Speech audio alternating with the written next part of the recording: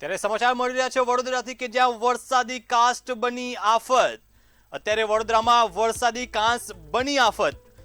મહત્વના સમાચાર વડોદરાથી પ્રાપ્ત થઈ રહ્યા છે જ્યાં વરસાદી કાંસ ભાયલી ગામ માટે એક આફત બનીને સામે આવી છે।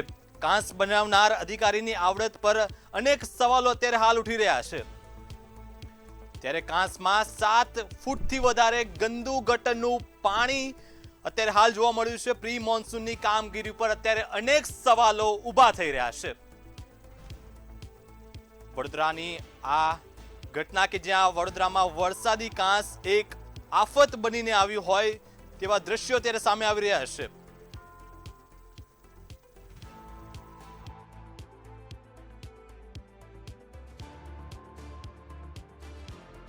થઈ રહ્યા છે। કાંસમાં 7 ફૂટથી વધારે ગંદુ ગટરનું પાણી હોવાનું અનુમાન છે જ્યાં પ્રી મોન્સૂનની કામગીરી પર અત્યારે અનેક સવાલો ઊભા થઈ રહ્યા છે।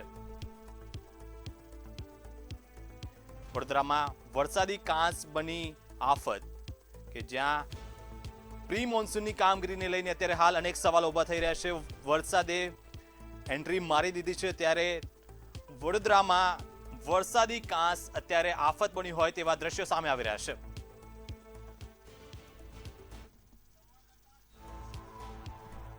આજ મુદ્દે વધુ માહિતી સાથે સંવાદદાતા નિલેશ ભટ્ટ આપણી સાથે જોડાઈ ગયા છે। નિલેશ, વરસાદી કાંસ ક્યાંક ને ક્યાંક વડોદરા વાસીઓ માટે આફત બની હોય તેવા દ્રશ્યો અત્યારે સામે આવી રહ્યા છે। શું છે વધુ માહિતી? જી, સ્માર્ટ સિટી વડોદરા કહેવામાં આવે છે અને પ્રધાનમંત્રી નરેન્દ્ર મોદીએ વડોદરા શહેરને સ્માર્ટ સિટી તરીકે દરજ્જો આપ્યો છે, કરોડોની ગ્રાન્ટ આપે છે। ત્યારે ભાયલી ગામનો વડોદરામાં સમાવેશ કરવામાં આવ્યો છે। ગામના લોકો તમે જોઈ રહ્યા છો સ્ક્રીન પર કે ગ્રામ્ય જીવન વ્યતીત કરતા હતા અને આ ગામમાં છાંયડો હતો અને ગામના લોકો સંતોષથી જીવતા હતા, પરંતુ સ્માર્ટ સિટીમાં વડોદરાનો ભાયલી ગામનો સમાવેશ થતા સ્માર્ટ સિટીમાં કરોડોના રૂપિયા ખર્ચે વરસાદી કાંસ બનાવવામાં આવી રહી છે। આ વરસાદી કાંસ ભાયલી ગ્રામજનો માટે આફત સાબિત થઈ રહી છે। આપ જોઈ રહ્યા છો કે ગામના જમીનના સ્તર કરતા કાંસ ઊંચો બનાવ્યો છે। ગામજનો કહી રહ્યા છે કે આ કાંસ બનાવનાર અધિકારીમાં બુદ્ધિ નથી, તેની બુદ્ધિ ક્ષમતા પર સવાલ ઉઠી રહ્યા છે। ને આપ જોઈ શકો છો કે હાલ પણ ગટરના પાણી ગામમાં વહી રહ્યા છે, ત્યારે સ્માર્ટ સિટી તંત્ર પર ગ્રામજનો આક્રોશ ઠાલવી રહ્યા છે। આપણે ગ્રામજનો સાથે જ વાત કરીશું। શું કહેશો, સ્માર્ટ સિટીમાં તમારા ભાયલી ગામનો સમાવેશ થયો અને ગુજરાત સરકારે કરોડો રૂપિયાની ગ્રાન્ટ આપી છે ને કાંસ બન્યો છે?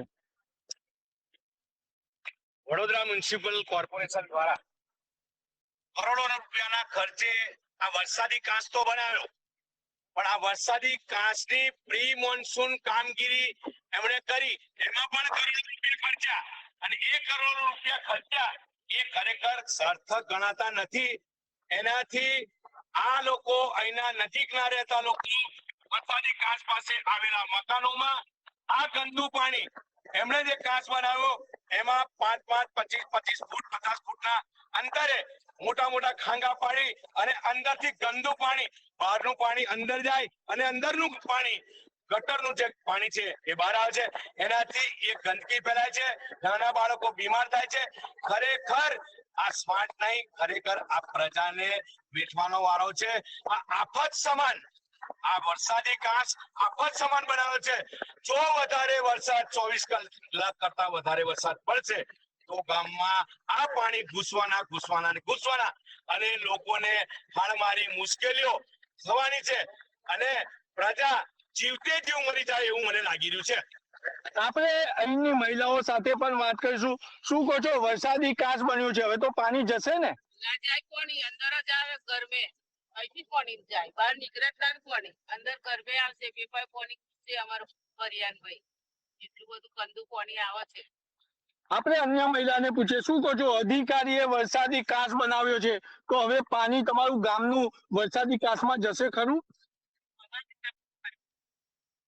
વરસાદી કાંસમાં જાય જ નહીં। એનું કારણ છે કે જમીનનું સ્તર કરતા પણ કાંસ ઊંચો લીધો છે। એટલે કરોડોનું આમ રોકાણ કરીને આજે કાચ બનાવ્યો છે, પણ જે બુદ્ધિ વાપરવાની હતી એ બુદ્ધિનો ઉપયોગ ન કર્યો કે આમ જનતા આજુબાજુના સ્થાનિકોને બતાવીને મંજૂરી લઈને કે ભાઈ આ વસ્તુ કરીએ છે તો પૂછવું જોઈએ ને કે આનું શું પરિસ્થિતિ દર વર્ષે થાય છે એવું જાણવાની જરૂર હતી. અને પછી આ ભૌગોલિક પરિસ્થિતિને ધ્યાનમાં લઈને કાચ બનાવવાની જરૂર હતી.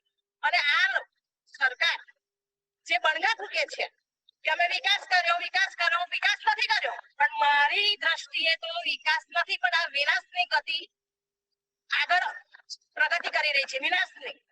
એટલે આ વિનાશ થઈ રહ્યો છે, વિકાસ નથી થઈ રહ્યો મારા મંતવ્ય મુજબ. કારણ કે અહીંયા સ્થાનિકોને બહુ જ આનંદ છે, એટલી તીવ્ર દુર્ગંધ આવે છે આ કાચમાંથી જે દાણા પાડ્યા છે કોર્પોરેશન આવીને કે પાણીનો નિકાલ કરવા માટે, પણ એ આખા વડોદરાનું પાણી પશ્ચિમ દિશામાં આ જે કાચ બનાવ્યો છે એમાં વહી રહ્યું છે. એ દુર્ગંધવાળું પાણી અહીંયા શ્વાસની બીમારી પણ ફેલાવી રહી છે અને બાળકો વૃદ્ધો બધા બીમારીનો ભોગ બની રહ્યા છે. એટલે મારી એટલી જ અપીલ છે કે હવે આ તાત્કાલિક ધોરણે કોર્પોરેશન જે કઈક પ્રજાને સારી સુખાકારી નીવડે એવા કઈક કાર્યો કરે અને સ્થાનિક આવીને રૂબરૂ લઈને આનું કાયમી ધોરણે કઈક વ્યવસ્થિત નિકાલ કરવા માટે ફરજ છે. આપણી સાથે પ્રધાનમંત્રીનો એક શબ્દ યાદ અપાવવા માટે યુવાન છે. પ્રધાનમંત્રી કે છે આત્મનિર્ભર થાઓ, એટલે ભાયલી ગામના લોકોને વડોદરા મહાનગરપાલિકા પર વિશ્વાસ નથી, એટલે આત્મનિર્ભર થવા માટે એમને અહીંયા તળાપા વસાવી લીધો છે. આપ સ્ક્રીન પર જોઈ રહ્યો છો કે પૂર્વ સ્થાયી સમિતિના અધ્યક્ષ જે કોન્ટ્રાક્ટરોના સંરક્ષક હતા તેમને નાગરિકોને અપીલ કરી હતી કે તળાપાને દોરડા વસાવી લો. કદાચ એમની વાત ભાયલી ગ્રામજનોએ સાંભળી હશે, એટલે ભાયલી ગ્રામજનોએ તળાપા વસાવી લીધા છે. આપણે યુવાન સાથે વાત કરીશું. શું કહો છો, તમે તો આત્મનિર્ભર થઈ ગયા છો?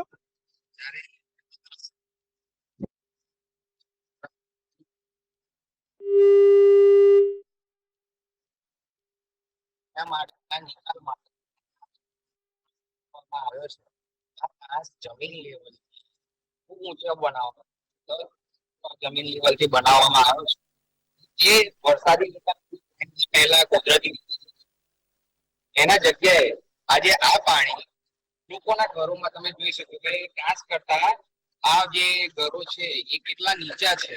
આવનારા સમયમાં જે ચોમાસું આવી રહ્યું છે, ઠીક છે, એ પાણી આવનારા સમયમાં આ ઘરોમાં જે જશે એની ભીતિ સેવાઈ રહી છે. શું કહેશો ધારાસભ્ય અને કોર્પોરેટરો? ધારાસભ્ય અને કોર્પોરેટરો બસ આવે છે, નિરીક્ષણ કરે છે અને બસ જાય છે. ચર્ચાઓ થાય છે પણ કામ એટલું દેખાય એવું થતું નથી. એટલે કામગીરી દેખાતી નથી, લોકો આત્મનિર્ભર થયા છે. ત્યારે મહિલાઓ આક્રોશ પણ ઠાલવી રહી છે. આપણે અન્ય મહિલાને પૂછીશું. શું કહો છો, ખરેખર ગંદકીથી રોગચાળો ફેલાય છે ખરો?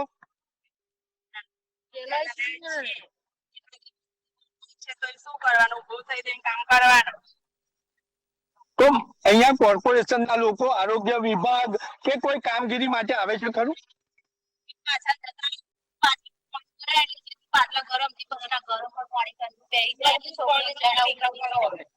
ચાલુ છે, ઝાડા ઉલટી થાય છે, પછી બીમારી ચાલુ છે, છોકરાને મોટાને બધા દવાખાને જવું પડે તો એ લોકો આવે છે ને પાછા જતા રહે છે. કે છે કે પાછા આવી જાય છે. આ કાચ તમારા માટે આશીર્વાદ રૂપ સાબિત થશે કે આફત સાબિત થશે?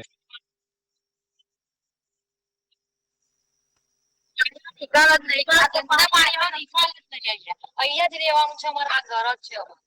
આવશે પાણી એટલે વરસાદ થોડો પડશે એટલે અમારે ફરિયામાં આવી જશે. તમારે મિત્ર ભરી જવું. સ્માર્ટ સિટી છે આપણું વડોદરા, શું કહેશો?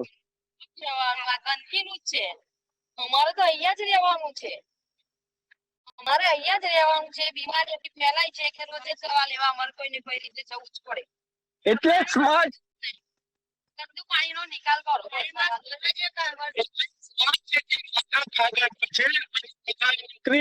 તિજોરીની ચોકીદારીની વાત કરી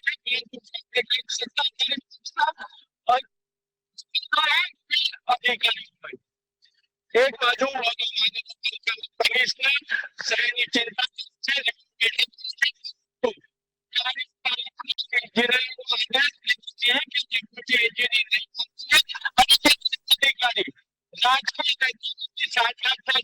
અધિકારી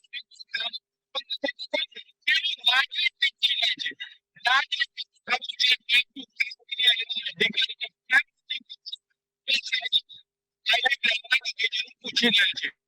જી જી નિલેશ, માહિતી સાથે જોડાવા બદલ આપનો આભાર.